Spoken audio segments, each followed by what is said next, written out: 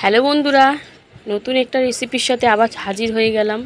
আজকের রেসিপি শুটকি মাছের টক। জানি না তোমরা কে কেমন খাও, আমার তো খুব ভালো লাগে এই রেসিপিটা। তো অনেকেই আছে নাক ছিটকাবে বা ভালো লাগে না, কিন্তু যারা খায় তারা এর মর্মটা জানে। তো যাই হোক, চলো রেসিপিটা শুরু করি। আমি এখানে ছোটো ছোটো মাছ নিয়ে নিয়েছি। দেখো, কিছুটা মোরলা টাইপের মতন লাগছে। তো এটাকে আমি এই মাছটা না বালি বালি, যে শুটকি মাছ একটা থাকে না বালি বালি নুন নুন জাতীয় বেশি থাকে, এটা সেরকম দেখছি না। তো একটু একটু জলে ভিজিয়ে আঁশগুলো ছাড়িয়ে নেবো সুন্দর করে। একটু একটু আঁশ আছে, ঠান্ডা জলেই কিন্তু করলাম। এবারে কিন্তু কড়াই এদিকে বসিয়ে দিয়েছি। কড়াইতে দিয়ে দিচ্ছি সাদা তেল।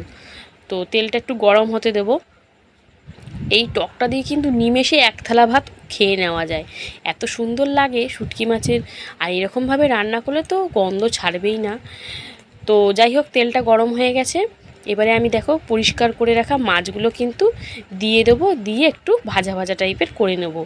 তো মাছটা দেওয়ার পর একটু হলুদ দিয়ে দিলাম। হলুদটা দেওয়ার পর ভালো করে নাড়াচাড়া করে নিচ্ছি।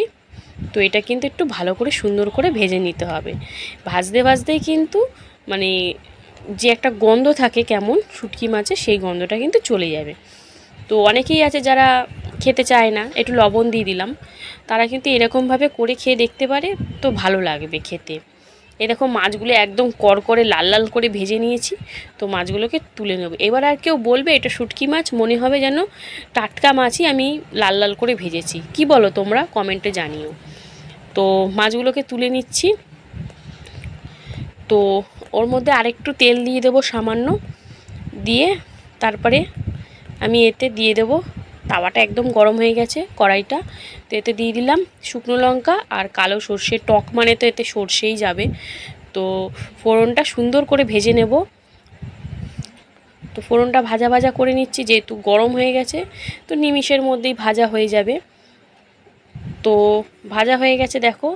এবারে আমি এতে দিয়ে দেব পেঁয়াজ কুচি। পেঁয়াজটা লম্বা লম্বা করে ঝিরিঝিরি করে কেটে নিয়েছি। একটাই পেঁয়াজ দিয়েছি বড় সাইজের। তো ওটা ঝিরিঝিরি করে কাটা হয়ে গেছে, দিয়ে দিয়েছি। এবার পেঁয়াজটা একটু ভেজে নিতে হবে, হালকা কালার চেঞ্জ আসা অবধি। তো ভাজা হোক, চলো। এই দেখো কালারটাও চেঞ্জ হয়েছে আর পেঁয়াজটা কিন্তু একদম নেতিয়ে গেছে। তো এবারে এতে পরপর কিছু মশলা আমি অ্যাড করে দেবো। তো প্রথমেই দিয়ে দিচ্ছি কিন্তু আমি হলুদ গুঁড়ো, যেটা দিতেই লাগবে। তারপরে দিয়ে দিলাম জিরের গুঁড়ো, কাশ্মীরি লঙ্কার গুঁড়ো। তারপরে দিয়ে দিচ্ছি আদা রসুন বাটা। তারপরে দিয়ে দেব, ভালো করে দেওয়ার পর সব কিছু মশলা সুন্দরভাবে মিশিয়ে নেব। আর মশলাটা সুন্দর করে কষিয়ে নিতে হবে, যাতে মশলার গন্ধটা না ছাড়ে। তারপরে আমি এতে দিয়ে দেব একটুখানি সামান্য জল, আর দিয়ে দেব লবণ। দেওয়ার পর ভালো করে মিশিয়ে একটু কষিয়ে নেব মশলার গা থেকে তেল ছেড়া দেওয়া অবধি। দেখো মশলাটা ভালো করে ভাজা হয়ে গেছে, তেলও কিন্তু একদম ছেড়ে গেছে গা থেকে। এইবারে ভেজে রাখা শুটকি মাছগুলো দিয়ে দিলাম। মৌরলা শুটকি, এটা বড় বড় জাতের যে মৌরলা গাছগুলো ওইটা। তারপরে দিয়ে দিলাম তেঁতুলের জলটা। তেঁতুলটা একটু ভিজিয়ে রেখেছিলাম, তারপরে দানাগুলো ফেলে শুধু তেঁতুলের যে জলটা থাকে সেটাই দিয়ে দিলাম, কারণ বীজগুলো মুখে পড়লে তো ভালো লাগবে না খেতে। তাই একবারে পরিষ্কার করেই দিলাম, যাতে খেতে কোনো সমস্যা না হয়। তারপরে দুটো কাঁচা লঙ্কা আর চিনি দিয়ে দিলাম। দেওয়ার পর ভালো করে মিশিয়ে একটু সামান্য ফুটে উঠলেই কিন্তু নামিয়ে দেব, কারণ রান্না আমার প্রায় শেষের দিকে। এই দেখো ওপরে একদম তেল ভেসে উঠেছে, তার মানে আমার রান্না একদম কমপ্লিট। এবার কিন্তু গ্যাসের ফ্লেমটা অফ করে নামিয়ে নেওয়ার পালা। তো চলো এবারে নামিয়ে নিয়ে এটা গরম গরম ভাতের সাথে পরিবেশন করো, দুর্দান্ত লাগবে। তোমরা যদি কেউ শুটকি মাছ গন্ধের জন্য না খেয়ে থাকো, এরকমভাবে খেয়ে দেখবে, একদম গন্ধ ছাড়বে না।